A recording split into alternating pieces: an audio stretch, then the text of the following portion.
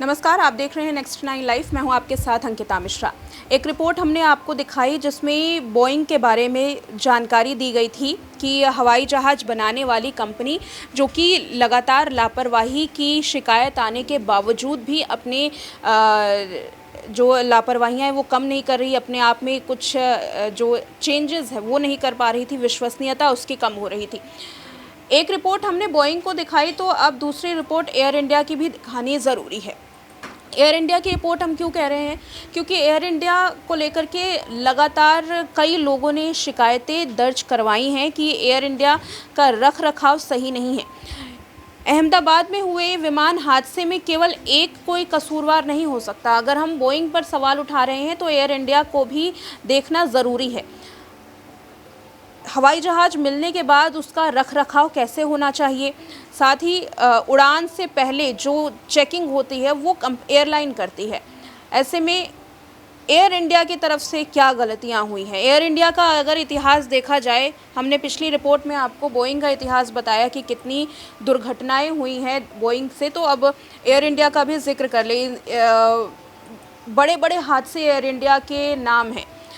सबसे पहले 3 नवंबर 1950 को एयर इंडिया का फ़्लाइट है वो दुर्घटनाग्रस्त हुई थी मौसम ख़राब होने की वजह से फ्रांस में, जिसमें 48 लोगों की जान गई थी। दूसरी जो है 1966 में भी एयर इंडिया का जो विमान है दुर्घटनाग्रस्त हुआ था, 117 लोगों की जान गई थी। ये भी फ्रांस में ही हुआ, बोइंग का विमान था। 1978 में बोइंग का ही विमान था जिसमें मुंबई में अरब सागर में 213 लोगों की जान गई थी। और एयर इंडिया का ये जो विमान है 1982 में भी एयर इंडिया की फ़्लाइट दुर्घटनाग्रस्त हुई थी मुंबई में ही, जिसमें वो बोइंग का ही विमान था और 17 लोगों की इसमें जान गई थी। 1985 में एयर इंडिया का ही विमान था जिसमें बोइंग कंपनी का ही विमान शामिल था, जिसमें 329 लोगों की जान गई थी दुर्घटना में। ये अटलांटिक महासागर के तट पर हुआ था। इसके बाद एयर इंडिया का ही विमान साल 2010 में बोइंग का ही विमान था, ये भी मैंगलोर में हादसा होता है, 150 से ज़्यादा लोगों की इसमें जान चली जाती है। 2020 में 21 लोगों की जान जाती है, भारत में ही हादसा होता है, विमान बोइंग का ही था।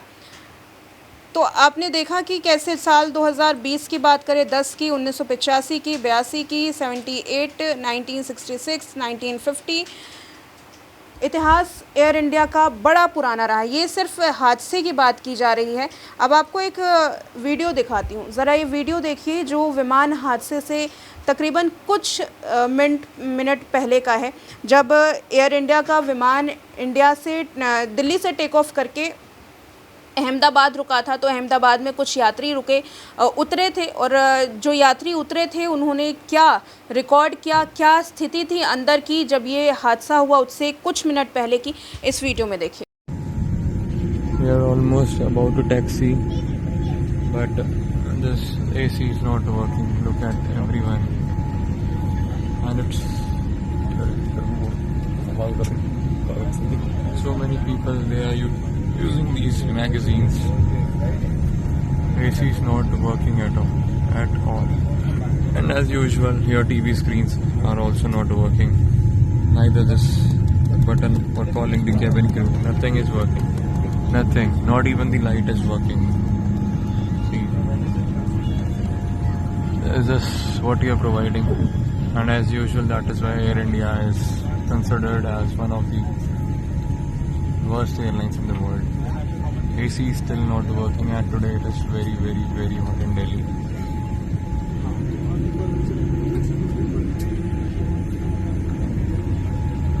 See,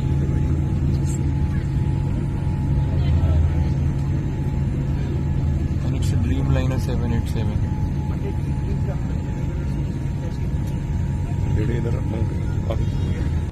See, I'm sweating like hell. And we are here for the last 15 minutes, nothing happening. Remote isn't working, nothing is working. I don't know why देखा आपने इस वीडियो में जिसमें आकाश वत्स नाम के एक सोशल मीडिया यूजर हैं जो कि विमान हादसे से ठीक कुछ मिनट पहले ही अहमदाबाद में रुके थे, अहमदाबाद में उतरे थे और उसके बाद उन्होंने ये शेयर किया जिसमें दिखाया ना तो स्क्रीन चल रही है ना तो एसी चल रहा है, जो स्थिति है वो इंडिया की, जो एयर इंडिया की है वो बेकार है। शिवराज सिंह चौहान ने भी एयर इंडिया के ख़िलाफ़ जो शिकायत है वो दर्ज करवाई जा चुकी है, चाहे सपा सांसद की बात करें, ऑस्ट्रेलिया के क्रिकेटर की बात करें या इन कॉमेडियन की बात करें। कई सारे नामचीन चेहरे हैं जो एयर इंडिया के ख़िलाफ़ शिकायत दे चुके हैं। इसके अलावा कई सारे यात्री एयर इंडिया की सुविधाओं के बारे में भी शिकायत कई बार देते हैं। एक ऐसा वक्त आया था जब यात्री एयर इंडिया में सफ़र नहीं करना चाह रहे थे, लेकिन उसके बाद इसमें कई सारे बदलाव किए गए और सोशल मीडिया का काफ़ी अच्छा यूज़ किया गया और लोगों के बीच में ये भरोसा दिलाया गया कि अब एयर इंडिया पहले की तरह नहीं है, उसमें काफ़ी बदलाव हुए हैं। लेकिन तस्वीर आज भी वही पुरानी है।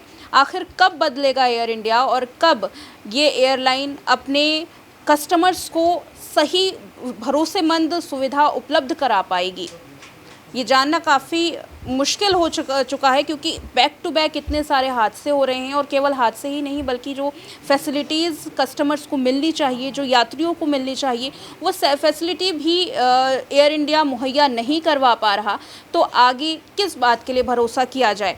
एयर इंडिया ने अब ये ऐलान किया कि सभी जो मृतक हैं उनको, जो इस पूरे मामले में दुर्घटनाग्रस्त हुए हैं, उनको 1-1 करोड़ रुपए का मुआवजा दिया जाएगा। इसके अलावा सोशल मीडिया पर भी लगातार जो अपडेट्स हैं, इंस्टाग्राम पर अगर देखेंगे तो बहुत सारी अपडेट्स आप हासिल करेंगे एयर इंडिया की तरफ से, चाहे वो एयर हेल्पलाइन नंबर हो, चाहे इंस्टाग्राम पर स्टोरी डालते हुए ये एयर इंडिया कह रहा है, दावा कर रहा है कि हम सभी पैसेंजर्स के साथ हैं और इसकी पूरी जांच पड़ताल कर रहे हैं कि आखिर ये हादसा कैसे हुआ। लेकिन सवाल ये है कि आखिर हादसे की जानकारी लेना ही ज़रूरी नहीं है, खुद में बदलाव करना भी। अगर आप एयर इंडिया में सवार हो चुके हैं, उसकी फ़ैसिलिटी के बारे में क्या जानते हैं और क्या हमारे साथ साझा करेंगे एयर इंडिया के बारे में, क्या आगे आने वाले वक्त में एयर इंडिया पर भरोसा जता पाएंगे या फिर इंडिया की कौन सी एयरलाइन कंपनी है जो आपको पसंद आती है, कमेंट करके ज़रूर बताइएगा। इस रिपोर्ट में इतना ही।